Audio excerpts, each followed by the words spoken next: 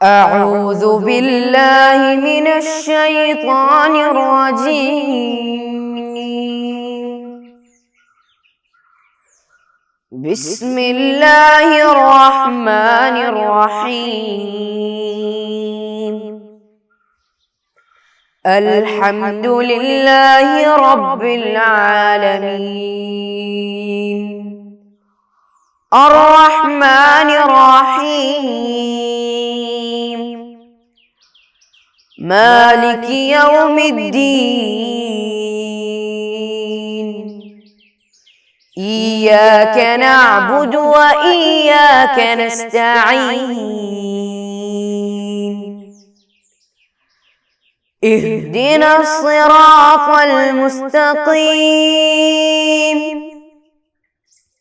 صراط الذين أنعمت عليهم غير المغضوب عليهم ولا الضالين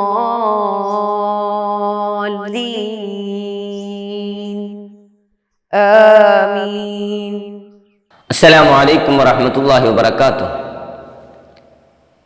پیارے عزیز طلبہ، آپ لوگ کیسے ہیں؟ الحمدللہ. آج کا ہمارا چرچا قرآن مجید کے بارے میں ہوتا ہے. ہم لوگ قرآن پڑھتے ہیں، سورہ فاتحہ ہم لوگ پڑھتے ہیں، ہے نا؟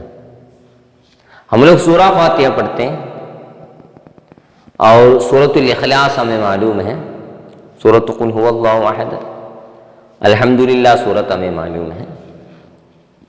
یہ قرآن کیا ہے، اس کے خصوصیات کیا ہیں،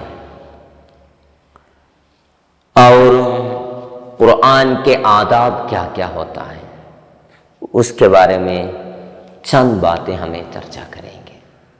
کیا آپ لوگ ریڈی ہیں؟ سمجھنے کی بات یہ ہے بیٹھے، قرآن حضور اکرم صلی اللہ علیہ وسلم سب سے بڑا معجزہ ہے، اور یہ قرآن سے پورا عرب اور یہ قرآن سے پورے لوگوں کو چیلنج کیا ہے. کیا یہ قرآن کے جیسے کوئی ایک چیز کو، کوئی ایک صورت کو کیا تمہیں لا سکتا ہے؟ قرآن چیلنج کیا ہے. 1400 سال سے یہ چیلنج موجود ہے، ابھی بھی باقی ہے، قیامت تک باقی رہے گا. ہم لوگ چرچا کر رہے تھے ایمان کے ارکان کے بارے میں. اس میں ہم لوگ اللہ کے بارے میں پڑھ چکے ہیں اور اس کے ملائکے کے بارے میں ہم لوگ چرچا کیے. اس کے بعد اللہ تعالیٰ کا کتابوں پر ایمان لانا، اس کے بارے میں ہم لوگ چرچا کر رہے تھے. اللہ رب العزت 4 کتابوں کو اتارا ہے، اور اس میں سے آخری کتاب آخری رسول پر اتارا ہے، وہ ہے قرآن شریف. وہ حضور اکرم صلی اللہ علیہ وسلم کو 23 سال کے اندر دیا گیا ہے. مکۃ المکرمہ سے 13 سال اور مدینہ منورہ سے 10 سال، یہ زمانے کے اندر اللہ رب العزت جبریل علیہ السلام کے ذریعے سے حضور اکرم صلی اللہ علیہ وسلم پر اتارا ہے. یہ قرآن اللہ رب العزت کا کلام ہے، دوسرا کوئی ایک مخلوق کا کلام نہیں ہے. حضور اکرم صلی اللہ علیہ وسلم کا کلام نہیں ہے، بلکہ رب الکائنات اللہ رب العزت کا کلام ہے. وہ ہم سے بات کر رہا ہے قرآن کے ذریعے. قرآن جیسے اللہ رب العزت اتارا ہے وہی حالت میں ابھی بھی رہتا ہے، وہ قیامت تک ویسے ہی حالت میں رہے گا. اس کے پہلے جو 3 کتابیں آیا تھا، حضرت موسیٰ علیہ السلام کو تورات ملا تھا، حضرت داؤد علیہ السلام کو زبور ملا تھا، حضرت عیسیٰ علیہ السلام کو انجیل ملا تھا، مگر اس میں تبدیلی آ گئی. ان کا ماننے والوں ہی اس میں رد و بدل کر دیے اور اس کو گڑبڑ بنا دیے، تو خراب ہو گئے، تو برباد ہو گئے. تو قرآن آ کے اس کے احکام کو پورے سٹاپ کر دیے. ابھی تورات کا حکم اور انجیل کا حکم اور زبور کا حکم نہیں ہے۔ قرآن سبھی کا احکام کو ختم کر دیا، ابھی قرآن باقی ہے، وہ قیامت تک باقی رہے گا۔ قرآن کے لیے بہت کچھ آداب ہے، اس پر ہم لوگ پابندی رکھنا ضروری ہے۔ اللہ توفیق عطا فرمائے۔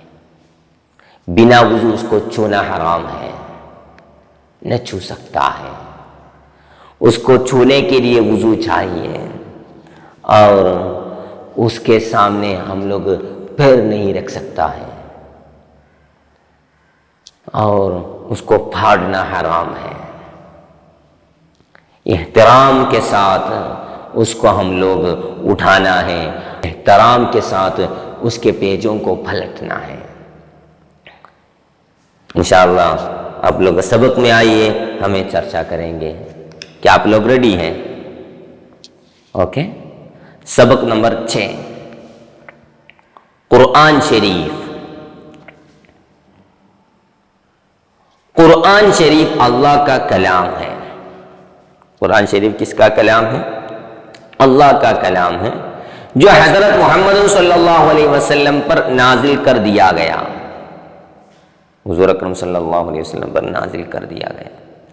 وہ ہماری کتاب ہے، وہ ہمارے لیے اللہ رب العزت اتارا ہے۔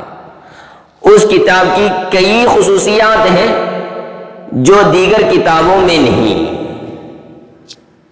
اس کے پہلے 3 کتابیں آ گئے، وہ کتابوں میں یہ خصوصیات نہیں ہے۔ قرآن کے جو خصوصیات رہتا ہے وہ اس میں نہیں ہے، وہ تا قیامت کسی تبدیلی کے بغیر قائم رہے گی۔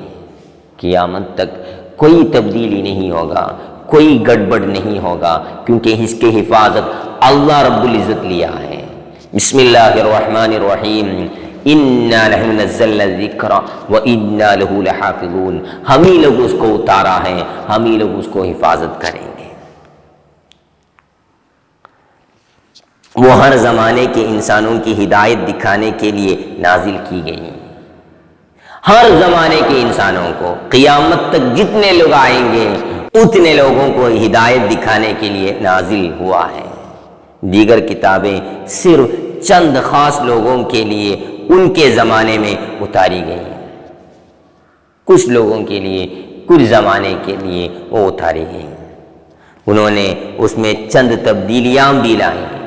یہ قوم نے جس پر یہ اتارا گیا ہے، وہ قوم نے اس میں رد و بدل کر دیے۔ قرآن نازل ہونے کے ساتھ ہی دیگر کتابیں اور صحیفے منسوخ ہو گئے۔ منسوخ ہونا بولے تو اس کے احکام پورے سٹاپ ہو گئے، اس کے احکام کے زمانہ ختم ہو گئے۔ ابھی قرآن کا زمانہ ہے۔ ہم قرآن شریف کی تعظیم کرنی چاہیے، ناپاک جگہ پر اسے نہ رکھیں، ناپاک جگہ پر اس کو رکھنا حرام ہے، بلا وضو اسے چھونا نہ کریں۔ لا یمسہ الا المطہرون، جس کو پاکیزگی ہے، جس کو طہارت ہے، جس کو وضو ہے، صرف اس کو چھو سکتا ہے قرآن کو۔ اس کی طرف پیر بڑھانا، اسے پھاڑنا، اس کے اوپر کسی چیز کو رکھنا وغیرہ نہ کریں، یہ نہیں کر سکتا ہے، ادب کے خلاف ہے۔ صرف قواعد کے مطابق ہی اس کی تلاوت کرنی چاہیے۔ قرآن پڑھنے کے لیے احکام ہیں، قوانین ہیں، قواعد ہیں، تجوید نام سے مشہور ہے۔ الحمدللہ اسی طریقے سے ہر دن ہم لوگ قرآن سن رہے ہیں، قرآن سیکھ رہے ہیں، تو وہ قواعد کے مطابق، وہ قوانین کے مطابق صرف قرآن کو پڑھ سکتا ہے۔ انشاءاللہ قرآن سے عمل کرنے کے لیے، قرآن کو زیادہ پڑھنے کے لیے اللہ رب العزت ہمیں توفیق عطا فرمائے۔ انشاءاللہ آپ لوگ دعا کیجئے، وفقنا اللہ للخیرات، وفقنا اللہ لقراءۃ القرآن۔ السلام علیکم ورحمۃ اللہ وبرکاتہ۔ صلی اللہ علی محمد صلی اللہ علیہ وسلم، صلی اللہ علی محمد صلی اللہ علیہ وسلم، اللہم صلی علی محمد یا رب رب صل عليه وسلم